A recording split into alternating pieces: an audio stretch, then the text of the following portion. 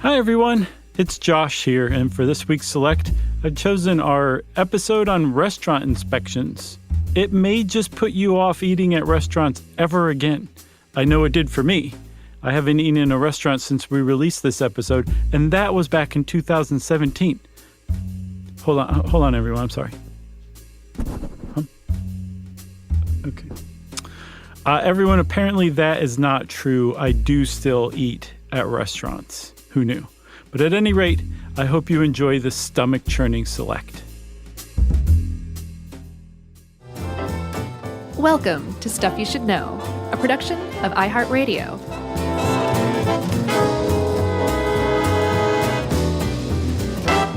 Hey, and welcome to the podcast. I'm Josh Clark. There's Charles W. Chuck Bryant, and there's Jerry Rowland. You put the three of us in the room together with some raw chicken and some old mop water, you got yourself Stuff You Should Know. So gross. So, Chuck, have you ever been to a restaurant and seen something that you weren't supposed to see and been like, oh, I just ate here? I used to work at restaurants, as you know, and, some of them were pretty gross. I worked at a couple myself, and I never saw anything that I was like, this is wrong. But I realized over the years that I'm in the minority in that sense. Dude, my first job as a busboy, that was I saw some of the most horrific things in my life. Mainly because they had, oh man, it was the people that worked there. Oh, they were dirty folks? They were dirty folks, and they were just, they were people that didn't care about their own personal health and hygiene in any way. Yeah. It was all gross, gross, gross. I saw a guy one time. Should I even say this? Yes, please, dish. And you're talking about kids working in the kitchen that are gross, like high school dropouts. And hey, I'm not knocking you if you dropped out of high school. Okay. Go get that GED and keep at it. That's right. But these were not those people. They couldn't even spell GED. Right. They're like, I didn't get my GED. Yeah. So these people, they were gross people. And I was 13 and I couldn't speak up. I didn't know, I'm not going to go to the owner of the restaurant at 13 because he didn't care. But I saw one of these dishwashers go into a walk-in cooler. Uh-oh. And he was so mad about the schedule that they put him on. He took the lid off of a big, 15-gallon pot of Brunswick stew. Oh, no. And he put his shoed foot and leg into it. No. All the way to the bottom, and then took it back out. Blech. Blech. And let me tell you, man, God. those shoes, I've never had more disgusting clothing in my life than the clothes that I worked in at a barbecue restaurant. I know. They're like the whole reason Crocs are in business is because it's the only thing that won't slide across the greasy, dirty floor of every single restaurant in every single city in the entire world. Everything about that job was disgusting. They would drop meat on the ground and say, good catch, and laugh, and then pick it up off the floor. Oh, man. It was like Upton Sinclair's The Jungle. The Jungle, right before my little 13-year-old eyes. I grew up on that job in many, many ways. The only way that it could have been more like The Jungle is if somebody actually died in the Brunswick stew and they just kept him in there. It was so foul, dude. That's grody, man. I don't even know what our restaurant inspection score was. I saw nothing like that at the restaurants I worked at. I worked at a handful of them. Nothing like that. Yeah, I worked at a bunch more, and it was nothing like that. This was So that was the worst of the worst. Oh, my God. They're all burning in hell now. Ugh. That's so gross. I drove by that place the other day on the way to Emily's parents. I went a different route, and now it's like a Chi-Chi's? A Title Max. Oh, okay. Which I don't even know what that is. You can pawn your car title there for extremely exorbitant interest rates. Gotcha. Well, the ghosts of Redneck's Pass dwell within those floors. Wow, man. Was the barbecue any good? I guess it's a moot point, right? I still ate there. Oh, dude, after the shoe thing? Yeah, man, I was a kid. I didn't know. I mean, I didn't have Brunswick stew that day. Okay, good. Or ever again? I don't know. I didn't know any better. I was dumb. You ate the Brunswick stew, Chuck, didn't you? I got a lot smarter after that. Well, I again, I've never seen anything in person, but I've been on the internet, and seen things like that guy who peed in the coffee apparently every day. But I think that was at an office, not a restaurant. There's like this laundry list of fingers being found in food. I saw an article, I think on like NPR or something. And it was like just basically the top 5 times fingers were found in food at restaurants. And it happens a lot. Yeah, and just quickly, I should say that I feel bad for restaurant owners sometimes, especially at places like that it's not like some nice kind of place in town. You can do all you can do, but you still can't account for some little jerk employee that's mad about something that wants to spit in someone's food on camera. Yeah. You know? Yep. You can't watch everyone 100% of the time. And that's usually what is a case like that, like this dumb dishwasher kid. He just goes in the walk-in and says, watch this. Right. And I saw, there's a case to be made then for not hiring young people. Yeah. You hire people who have built a background for themselves, like a career for themselves already. Those are called good restaurants. Right. That's the difference. Yeah, I guess that is the difference. So in a sense, it's very much the owner's fault for being a cheap bastard and hiring people who put their shoed foot in the Brunswick stew. Okay, so my point is this, Chuck, that the shoed foot, fingers in the at Arby's, like all these little things that are just horrible and horrific and disgusting would be vastly worse and vastly more frequent were it not for a lone group of people, the thin blue line between us and utter chaos when it comes to restaurants, the health inspector. Yeah, I'm so excited about this episode. Yeah, it's going to be a good one, man. Like, I don't know, when you sent it over, I was like, all right. But then I started reading, and it was interesting and awesome, and there's history to it. Yeah, and one of these consumer advocacy shows that we love to do. Mm-hmm. We're doing our little Ralph Nader impression. Man, I love that guy. Great American. He's the tops. So, restaurant health inspectors are something of a newish invention. They're certainly not really old, because at least in the United States, it wasn't until that book you mentioned, The Jungle, was published in 1905, that people really sat up and took notice, and Congress acted almost immediately, passed the Pure Food and Drug Act the next year. That's the impact that Upton Sinclair's The Jungle had. Yeah, rightfully so. And in the book, I mean, he went undercover. He was a muckraking journalist, God bless him.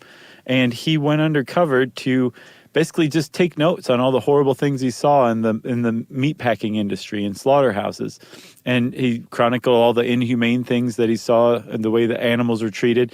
But he also saw the inhumane ways the workers were treated. But his book had this impact, and Congress actually acted, and they created the Pure Food and Drug Act. And one of the things that came out of that was what came to be known as the Food Code. And the food code is basically here are the things that you should be doing in your restaurant to prevent from running afoul of the law or creating foodborne illnesses.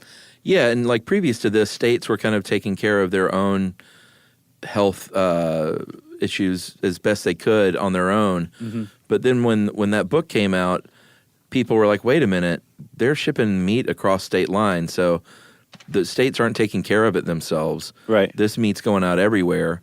So it became a federal thing to be regulated. And they made a federal case out of it. Well, they did. And along with the Pure Food and Drug Act, very importantly, the Federal Meat Inspection Act was passed in that same year. And because I think everyone, even back then, if you're grossed out in 1906, then they weren't as sensitive as we are today. So there was some gnarly stuff going on. Dude. A guy falling into a hot dog grinder? Come on. So the food code, the early food code that is, was sort of kind of the same stuff that we see today generally.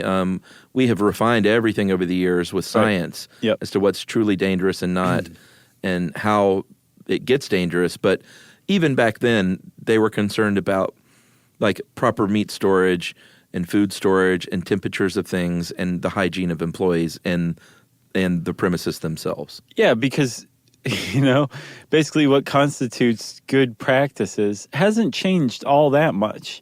But to respond to changes that do come about, that do change best practices or our understanding of the science of like foodborne illnesses, the food code was republished every year starting in 1993. Every 2 years, they updated it and republished it. Yeah. And then in 2001, they moved it to 4 years. But that to me is like, that, friends, is the reason we pay taxes. Yeah. So that there are people who are going around finding out the most cutting edge understanding of how we get sick from foods at restaurants, and then also finding out the exact ways to prevent this from happening, publishing it into a book and distributing it to the states who then put it into practice. Yeah. It takes money to do this kind of thing, but that's why we pay taxes. And the next time somebody tells you that they don't care about government regulations and that we live in a nanny state, you remind them of what it would be like if they ate out at a restaurant without this kind of stuff. Yeah, those people. Right. We don't need government regulating stuff. All right, sir, then you will be eating eyeball. Right. You'll be eating human eyeball in your next Frankfurter. Right. I will feed it to you myself. So the food code today, just like that very first one back in 1934, is voluntary. It is not federal law. It is still up to those states to go out and write their own rules.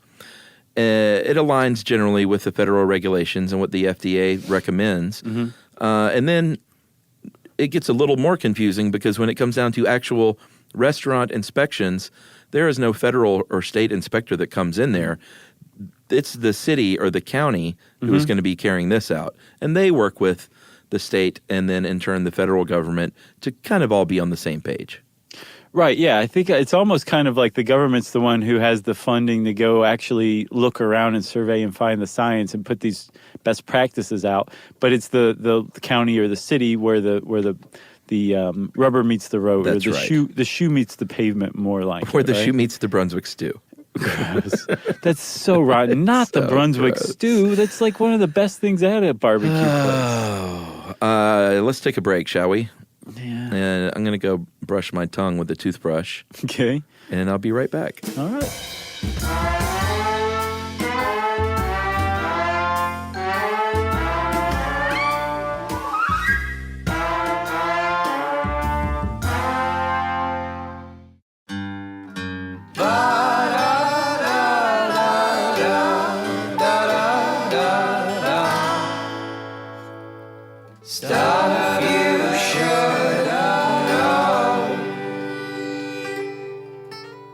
Okay, and we're back. And Chuck, let me smell your breath.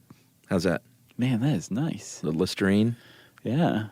If I do detect, is that Tom's toothpaste you used? No. Okay. What toothpaste do you use? I use, I'm using Crest right now. Which one? The orange one? No. Oh, orange. that's my favorite. Yeah, so the color of the packaging is orange, but the type of mint, it's like called citrus mint, but you would never, if you didn't see that, you wouldn't be like, oh, this is citrus mint. It's just its own type of very pleasant mint flavor sensation. Yeah, I just use the regular, not the white, but I think it's like the blue Crest right now. And Pro Health, I think. Yeah, Pro Health. And then I do use the Listerine now. I've been on that for a solid couple of years. Yeah. Because it's 6 in 1. 6 benefits in 1. Right. Why are we talking about this? I don't know. Man, we're not even getting paid for that. Maybe mine is Aquafresh. It's either Aquafresh or Crest, whichever one makes citrus mint. That's what I use. But do you remember AIM? Oh, yeah. What was that? So that stuff, I think it's still around. It actually doesn't do anything as far as brushing your teeth goes, as far as toothpaste goes. But remember, it came out in 3 different colors, like green, red, and white. And it was just pretty. But it's bad toothpaste. I'm not a big fan of it, but I love looking at it. How about that? Yeah, I remember that. Yeah. All right, so back to food inspection. Now that our mouths are clean, there are usually 3 kinds of food safety inspections. You got your reg, the one that's done on the reg. Right. It's known as a routine inspection, and that's the one where they come in. Might be every 6 months, might be every year and a half or so, depending on some stuff we'll get to here in a bit. And that's the one where you go in and you just see the thing on the wall that gives it the score. That's the one where you're working in the restaurant and the owner and the manager freak out. They're like, oh, God, no. They do the second they walk through the door. Although I will say in New Jersey where I worked at the store in Basking Ridge, New Jersey, we were always great. They took it really seriously. Yeah. Every time the inspector came by, they were like, come on in. That's the way it should be. It's a big shout out to the store in Basking Ridge, New Jersey. Way to go, the store. That place is great. And and they had a restaurant group, and they had like 6 restaurants, and they were all done the right way. I don't think you could really have a restaurant group without approaching food inspection and health standards in that way, too. Yeah, I mean, it's just dumb not to. And from what I saw, too, we also did you read that Mental Floss article I sent? Yeah. So one of the things, it's called 12 Secrets of Restaurant Health Inspectors. One of the things they point out is that usually the bigger the chain, so whether it's a restaurant group on up to a global chain like, McDonald's. one of those guys. Sure. Oh, wow. Cheeks, buddy. You're probably going to see something close to 100 every time. And the reason why is because they have a lot of skin in the game. They have a lot to lose, right? If, like they pointed out with Chipotle, like there were 1 or 2 locations of Chipotle's where some bad cilantro got some people sick with E. coli. But all Chipotle suffered as a result. Yep. People just stopped going. They lost hundreds of millions of dollars and came probably pretty close to going under there for a little while. And I think they're still definitely clawing their way out from under it. So they don't just rely on state, county, or city health inspectors. They do their own. They hire their own third parties to come in and carry out health inspections much more frequently than the government's doing, just to make sure that they're up to standards. Yeah, so your local fast food chain is more likely to be super clean than the mom and pop in theory, but in my opinion, you're also more likely going to find the kid in the kitchen that goes, hey, watch this. Yeah, it's definitely a trade-off. And that's it. Yeah, because it's definitely not to say that, mom and pop places are inherently unsafe. If it's a family business, you have just as much skin in the game as a global restaurant chain, because this is your family's livelihood. So you're going to take it seriously. So getting back, the other 2 types of inspections real quick, besides the routine, are the follow-up investigation, where they do say, like, all right, you need to fix these things. I'll be back next Thursday.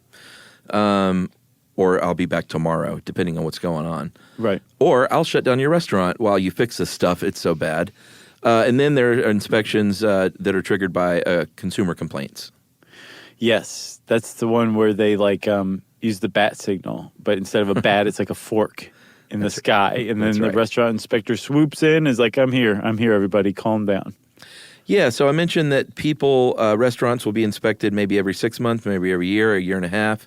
It's not willy-nilly. They are assessed a risk factor as an establishment by the county or the, whatever local municipality is carrying this out. Mm-hmm. And that has to do with a bunch of things. Sometimes it's the kind of food. Like if you're serving sushi, you might get inspected a little more. Sushi, because you're serving raw fish. I didn't say sushi that time, did I? No. Oh, no, that's Steve Brule. Sushi sandwich. Sushi sandwich. I thought it was my missing tooth. No.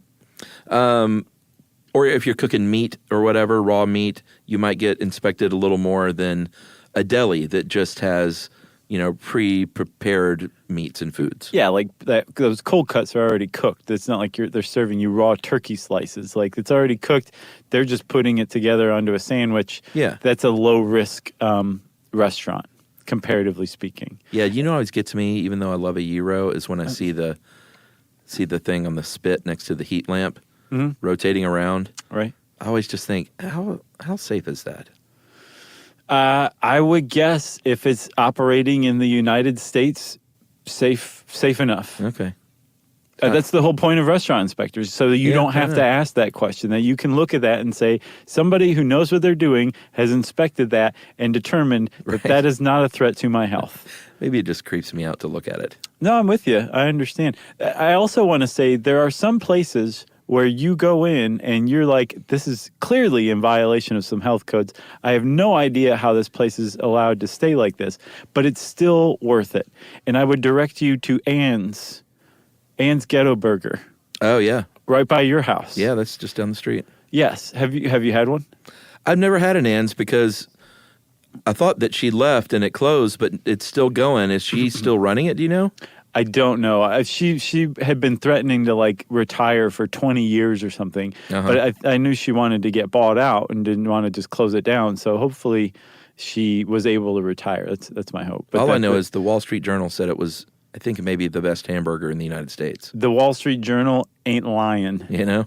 Yes. But if you go there, that's like decades worth of grease just on the vent around the backsplash, like the stainless steel backsplash or whatever, splatter guard behind the griddle.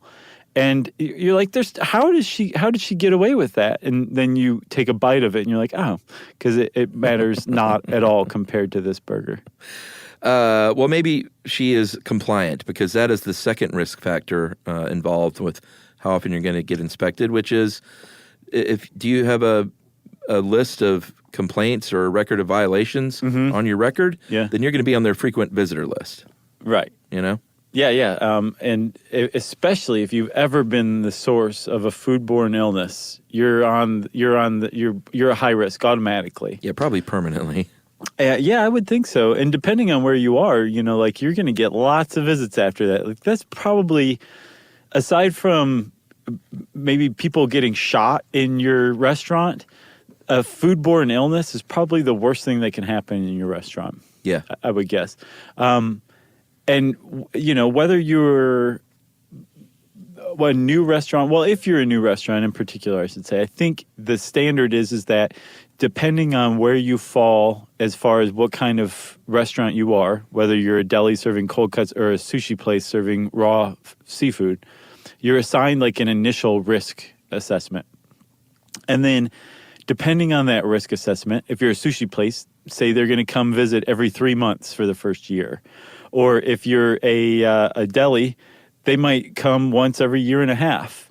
And then depending on how you perform in those inspections, those regular routine inspections that are basically predetermined by the type of restaurant you are, that schedule can either diminish or increase. So let's say that deli is found to be in violation pretty frequently every 18 months. They're going to start getting inspected every 12 months or every 6 months. Yeah. Or that sushi place that's getting inspected every 3 months or 6 months, if it's just painfully obvious that they are top-notch pros who are taking this quite seriously and never get caught for anything, then that 3 or 6 months may end up turning into a year. Who knows? Yeah, you may have heard reports on the news, too, that food inspectors have racist policies where they will go after ethnic restaurants more often. No, I hadn't heard that. Is that right? Yeah, I've seen reports on stuff like that. Wow. That they get inspected more frequently if you're like have an ethnic restaurant. That's pretty rotten. But there is a food safety expert at North Carolina State named Ben Chapman that says there's really no data to back that up. He said, but there could be biases through consumer complaint systems. Oh, I see. And they did sort of just a snapshot from Yelp reviews, which, say what you want about Yelp reviews, they're pretty much the worst thing ever. Right. But if you look at Yelp reviews, you do a search for food poisoning, and close to 70% of the time they were ethnic restaurants where people complained about food poisoning. So I see. This food is weird. It is possible. I don't recognize it. That some bias comes in through that. But that makes sense then, Chuck. Like if Yelp is a proxy for the number of times somebody might call in a complaint, that's one of the ways that a food inspector goes out to inspect a restaurant is when somebody, the public, calls and says something or complains. So, yeah, I mean, that makes utter and complete sense. Have you ever called and complained about a restaurant? Have you ever called the health department? No. I never have either. And there's actually, after researching this article, I was like, I can think of at least one time when I could have and should have called, just got undercooked chicken. And Yumi and I both got very sick for like the whole weekend. And I kept calling this place like like, what are you guys going to do about this? You have to do something. And they just got less and less interested the more frequently I called them. By like the fourth or fifth time, I was like, we're still suffering. I just wanted to let you know. We're laying around throwing up. Wow.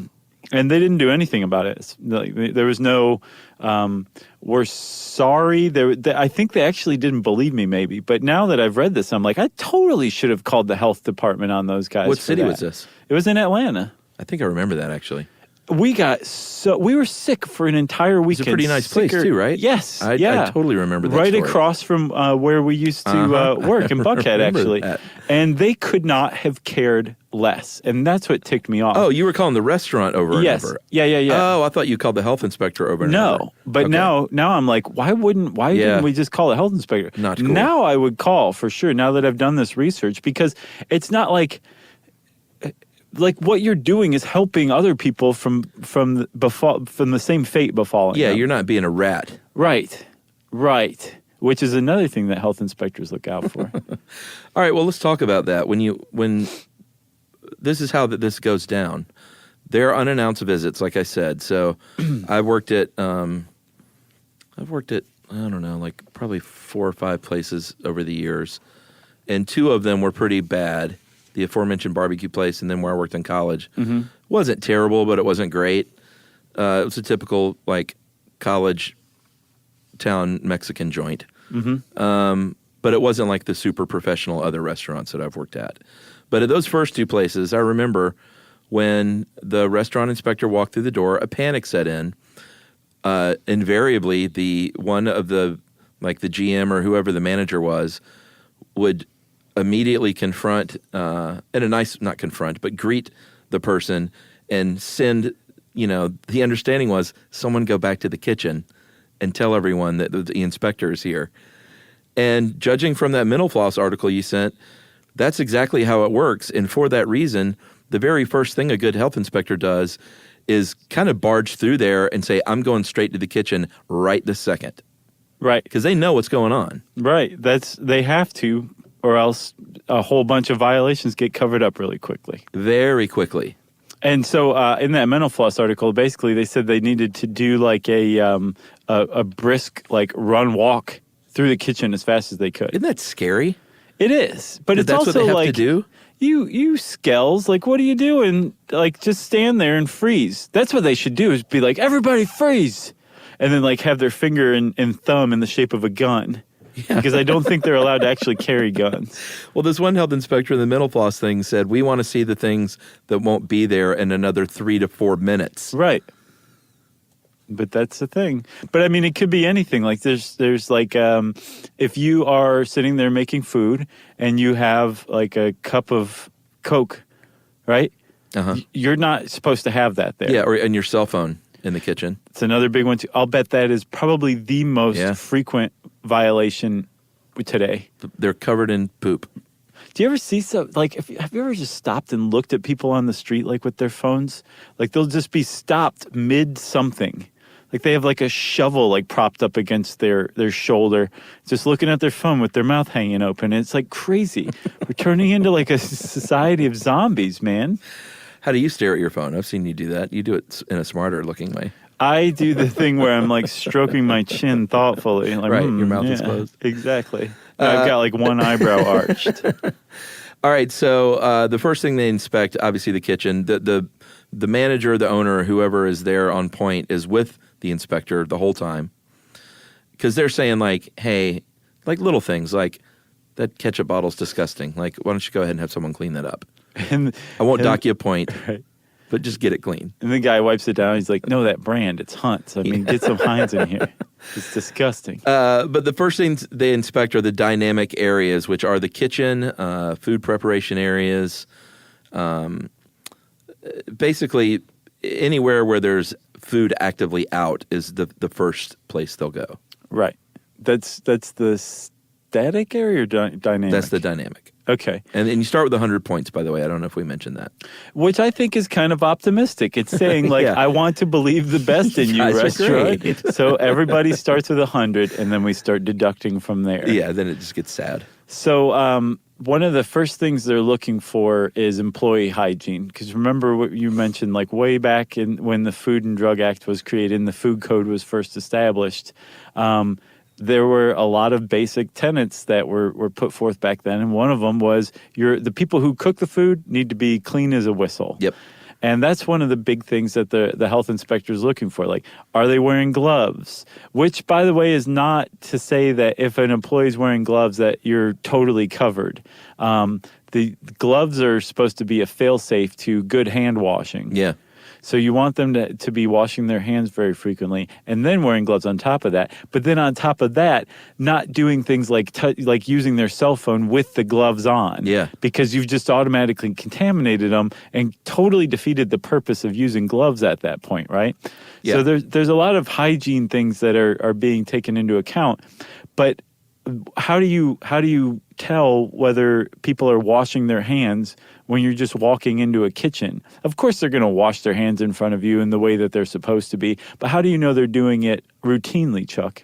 Well, yeah, and we should say that there is a way you're supposed to wash the hands. You don't rinse them off and just dry them with the towel that's sitting by the sink. Or just blow on them. You rinse, you put on the soap, you scrub for 20 seconds, and then you dry off with a one-use towel. An good old unsustainable made out of tree paper towel. Yeah, or if you're a really fancy restaurant, you can just have like cashmere towels laying around as long as you throw them away afterward. Right, you have to throw them away. But your little trick, I know where you were leading, how you can tell is this one very crafty restaurant inspector in the Mental Floss article said they go in, the first thing they do, because it takes them a couple hours at just sort of a normal-sized restaurant, 4 or 5 hours at a big like hotel restaurant. Mm-hmm. He said he puts an X on the paper towels, and if he goes back at the end of his inspection and that X is still on the paper towel, then he knows hands are not being washed. Right. Very sneaky. Pretty clever. Yeah. Yeah. So I guess we just gave it away, though. So now all the people are going to go check their paper towel rolls. I bet there are other ways. Yeah, that was just a setup to nudge them into the actual way he's telling. Yeah, like wash your hands. Food is another big one too, right? You want to make sure that the food is being properly stored and properly cooked. And apparently there is a danger zone between, I think, like 0 and 140 that you want to hit or that you want to stay outside of. So basically you want your food, especially like raw meat, to be stored at a temperature, frozen, right? Or else kept at 40 degrees Fahrenheit, 40 degrees Celsius, or below for fridges. And then when you cook it, you have to cook it to at least 160 degrees internal temperature for beef, pork, all those guys, and then 145 for fish. And if a restaurant's not doing that, that's a big one, as we'll see. Yeah, I mean, the best way to think about food storage is, without getting into the specific temperatures, is if it's supposed to be cold or frozen, it should be cold or frozen. If it's supposed to be hot, it should be hot. It's right. That middle ground is where you're in big trouble. Exactly. They talk about lukewarm being the big enemy. Right. That's never good. Lukewarm? I'm trying to think of a time when lukewarm is preferable with anything. No. It just sounds gross. I know. I like my food really hot, too. Yeah. Like, that's the one thing I will send something back, is if it was clearly made a little earlier than the rest of the party at the table, and it's sort of lukewarm. I'm like, nah, man, I want steam coming off this thing. Yeah. Yeah, that's so never... they throw it in the microwave. Yeah, they do. And then they're like, oh, I guess you want a little spit on that, too. Apparently, soup should be... like, the way you reheat things is a big deal, because obviously that Brunswick stew, you don't just throw it out every night. You put it back in the walk-in so some jerk can step in it. But when you bring soups and broths back to heat, you have to reboil them entirely. Right. From their refrigerated state. Which makes sense, but that's never very good for food. If it's already prepared, once you reboil it, that's probably you're just going to want to throw that away then. Really? Yeah, man, it toughens everything up, or else it overcooks it. It's already been cooked once, so when you bring it to a boil, you're really cooking it again. And for foodborne illnesses, that's a good way to treat it, but it doesn't necessarily make for the most appetizing food. All right. I don't know if I agree with that, but that's all right. That's what I'm going with. Frozen meat, you don't just say, hey, Jimmy, throw that frozen bird out on the table and leave it there till this evening. Right. But you don't just leave food out to thaw. There are proper ways of thawing and bringing things back to the correct temperature. Right. And then so let's say you have a place where you're cutting up that thawed chicken that was properly thawed. And then you set the knife down and somebody else picks it up and they start cutting lettuce with it. That's cross-contamination. That is extremely dangerous because, as you know, very few people cook their lettuce before they eat it in a salad. It's raw. And so now it has raw chicken juice on the lettuce that you're eating raw and uncooked, and you can die from that. So cross-contamination is a big one they look for. They also, it can be a little more simple, like with something like silverware. From what I saw, if the silverware is dirty or smudgy, that is a big problem because that means usually that the whole kitchen is dirty. There's a lot of, that's like a big red flag that apparently health inspectors will tell you that if the silverware is dirty, it usually is indicative of just a dirty restaurant in general. Yeah. And I've always heard, I don't know if it's an urban legend or not, but you know, like the plastic soda cups that like a lot of restaurants will have? Mm-hmm. Have you ever heard that it's not possible for them to get to the temperature needed to kill any bacteria on them because they'll melt otherwise? I've not heard that. When you drink out of them, they've not really been sanitized from before. I have not heard that, but as someone who has worked as a dishwasher, you don't say, well, I'm going to wash these things at this temperature. You just throw everything through there. Yeah, you don't have any choice in what temperature. It's all prescribed for you. You're just basically putting them on the tray and sliding them through, pulling the door down, and then it washes them, and you lift the door up and pull them out. Yes, and I will say one of my dreams, though, is to have one of those in my home. Those, I can't remember what they're called, but they are wonderful. It's pretty great. Yeah. It just washes everything like super fast. So that's the dynamic areas, right? Yes. There's also the static areas where it's things like, the dishwashing area actually apparently is a static area. It doesn't change very much. Where you store cleaning products, that kind of stuff. Uh-huh. I guess you get points deducted if your cleaning products or your toxic chemicals are not in their marked original package. Yeah, that's not good. Because they can be mistaken for oil and vinegar or something like that. Yeah, and they're going to check. The static areas include a lot of things that you don't think would even fall under the purview of a restaurant inspector. Mm-hmm. They're going to look at your HVAC systems and your vents and your smoke detectors. They're going to look at your dining room and the floors and the ceilings and your ceiling fans and your dumpster behind and your grease trap. Like, they look at everything. Right. Which is good. And another one that they take a look at that I think is probably a big problem for restaurants in a lot of ways are ice machines.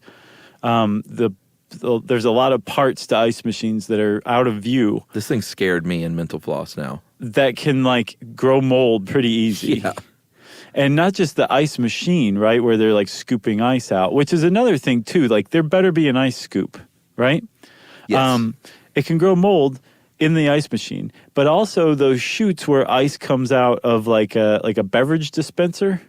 Yeah. Those are usually serviced by the company that makes the beverages that it's dispensing. Right. And so it would be up to that company to clean those out, which means that they get even less attention than the rest of the restaurant. So the next time you're getting like ice out of a beverage dispenser, like get your flashlight out of your pocket and look up there and see if you see any mold. And then just raise holy hell if you do. Yeah, and I'm not a big fan of the serve yourself soft drink stations anyway.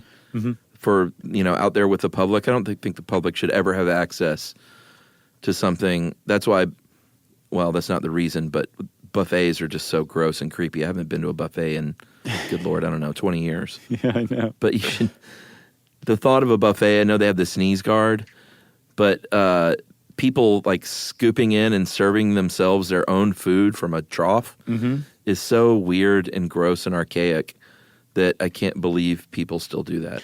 Well, I mean, also, like, even if you're using like a spoon, like a serving spoon to scoop something out. Which you are. So did the person before you, Yeah. right? Uh-huh. And that means you're touching the same serving spoon and then going back and using your hands to go eat. So you just touched whatever the other person had on their hands, and now you're coming in contact with your mouth. It's a flawed system for sure. It is, because what you're saying is, I'm going to count on the 300 people that have eaten here today before me are all completely hygienic.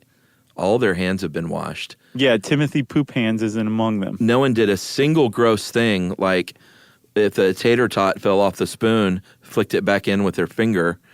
Like, no one did anything wrong at all. I just, no way. Not even at, like, Whole Foods or someplace. Those are all gross to me. Oh, yeah. Whole Foods would count with that too, huh? Although I do like a build-your-own salad thing every once in a while. That's the exception. Good salad bar? Yeah. It's tough to turn down. I'm with you. Well, let's take a break, think a little more about salads, and we'll be right back.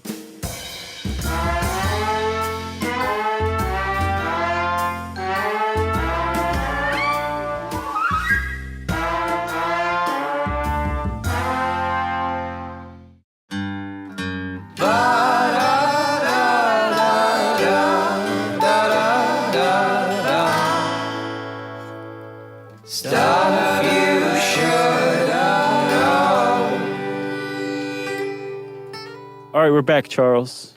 Let's talk about point deductions, eh? Yes, let's. Remember, we said that restaurant inspectors are very optimistic, and they start out with 100. It just goes down from there. And again, you know, since these are done like city by city or county by county, like everybody has like their own methods or whatever. But usually, and I think the FDA has pointed out, like there are 5 things that you're really looking for, like 5 general categories. Improper storage of food as far as temperature goes. Yes. Inadequately cooked food. Equipment that's contaminated.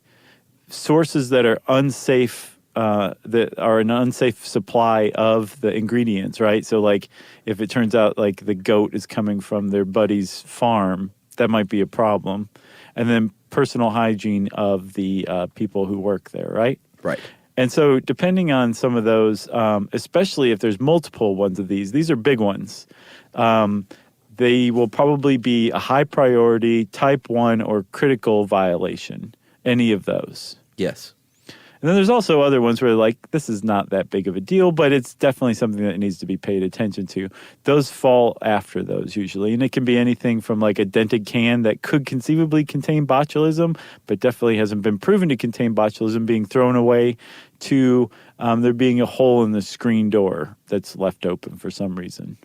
Yeah, and these, as far as deducting individual points that you'll see on the wall when you walk in, and if you don't look at that piece of paper when you walk into a restaurant, I don't know what's going on in your brain. You should always do that. Sure. But like a static violation, like, hey, there were some chairs that had bad legs, your ceiling fan was pretty dusty, those will be like a point each.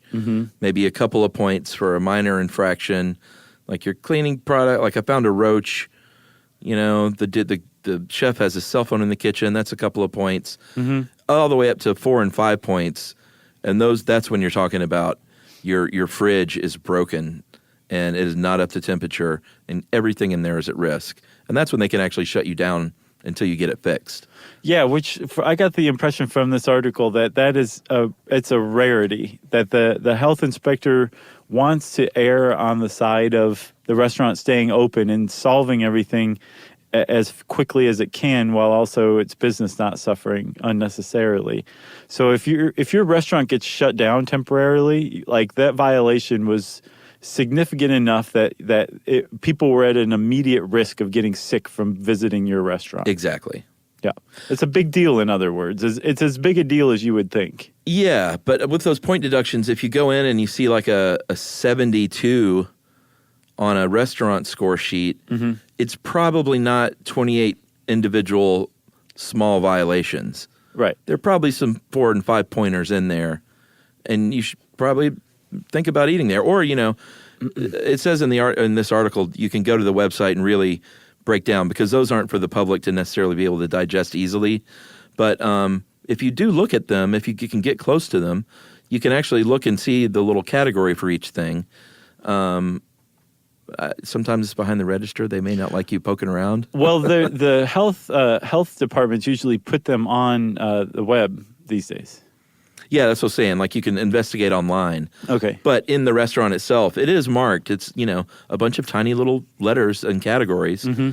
And you can give it a look and, as long I wouldn't spend too much time there. Like, just go by that initial score. And if you're really like, I got to see what those 18 points were deducted for, I would just turn around and walk out. Right, yeah. Especially if there's an identical place like right across the street. Yeah. But that is a pretty good point, because when you think about it, most people just see that big score prominently displayed, whether it's like an A or a B or a C or like a 85 or a 98 or whatever. And it's not really meant to be shorthand for the public. I mean, I guess it is in a way where it's like, hey, buddy, you're really taking a gamble here at like 75. But when it's really high up, it does seem to be kind of an indicator, like this one's A-okay in my book. That's not really what the restaurant inspection report is supposed to be. It's supposed to be a lot more granular than that. And so to really tell whether you're running a risk at eating in a restaurant or not, you actually do have to go to the trouble of looking up what the violations were. And then even then, judging for yourself, because short of the health inspector deciding to shut the restaurant down and making the decision for you that you can't go there, they're not saying like, don't eat here.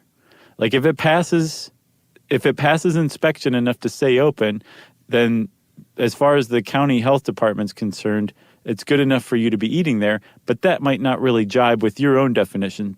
So to get that information, you have to go find out why points were deducted.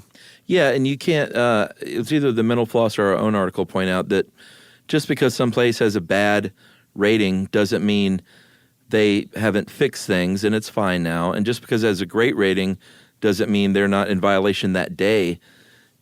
These inspectors come every 6 months to a year for a couple of hours during a lunch shift, and it is a snapshot of what occurred on that day. Right. So there is no like fail-safe for a consumer. You just got to, do the best you can. Cross your fingers. Yeah, just roll the dice. That everything's okay in there. Or just cook at home and boil everything, including your lettuce. Ooh, boiled lettuce. Delicious. What? I'm just kidding. Oh. I didn't know if I was missing out on something. No. You got anything else on restaurant inspections? Just this one more little tidbit from Mental Floss that I thought was pretty great. Let's hear it. Is that this one restaurant inspector said that he can smell cockroaches in the air at this point. Yeah, that's a real problem with cockroaches, though, don't you think? To be able to smell, I guess it'd be an infestation is what he's smelling. Yeah, he said you can walk in, take a deep breath, and he said it's kind of a nutty, oily smell that you, after years on the job, I can identify it. He's like, I still get hungry every time I smell it. I got a lot of roaches in my house right now, and it's really pissing me off. And it's a clean house, It's not gross. It's just this summer was just real kind of muggy and dank. Do you have a lot of cardboard boxes in your attic or basement? No, I don't know where they're coming from. Like we see them outside all over the place. So sure. Maybe it's that swale pond from the permaculture episode. Maybe. Yeah, the permaculture lady was like, I forgot to tell you, you're going to have roaches. That's the only new thing. Right. I don't know, man. Good luck and Godspeed, though. Go find the most sustainable way to treat it. I'll be interested to hear what you come up with. Well, so far it's been the flip-flop method. Oh, poor roaches. No. If you want to know more about cockroaches or restaurant health inspections or flip-flops, you can type those words in the search bar at houseofworks.com. And I said that, which means it's time for listener mail. All right, I'm going to call this a great gross way to finish this gross-ish podcast. Excellent. Hey guys, wanted to regale you with the story of how you two contributed to my fantastic relationship with my wonderful girlfriend.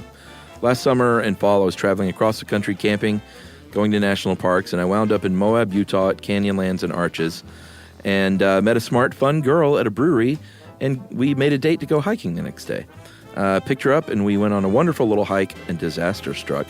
Turns out months of cheddar bratwurst and beer wasn't great for my digestive system. Oh, no. And I felt horrible, and I had an inescapable urge to take the Browns to the Super Bowl. Unfortunately, I was miles away from relief, and I ran out of excuses to keep stopping and standing still for a moment. Hey, look at that, Arch, again. Oh, I can't. So I had to tell her the horrible truth on our first date, and I was sure it would ruin it. Eventually, I made my way to a bathroom, shoved some poor people aside, and safely made it back to town. But I was horribly embarrassed and sure I had ruined everything.